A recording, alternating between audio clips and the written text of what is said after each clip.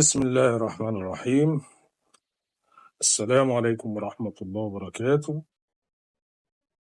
ورحل الكابتن أحمد رفعت إلى مسواه الأخير، وده حال الدنيا، ولأي سبب من الأسباب كان لوفاته هو قدر ومكتوب، وجات المحطة بتاعته ونزل فيها إلى رحمة الله يا أحمد.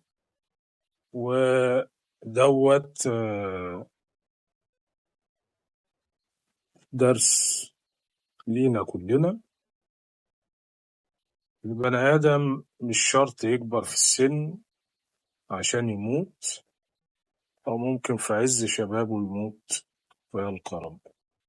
ربنا يحسن ختامنا وربنا يرحمه، ونشوف مع بعض مسوانا احنا الأخير، مش مسوى أحمد ذهب ولقى ربه، ولا نزكي على الله أحد، وربنا يجعله في مكان أحسن، وربنا يلحقنا بيه على خير.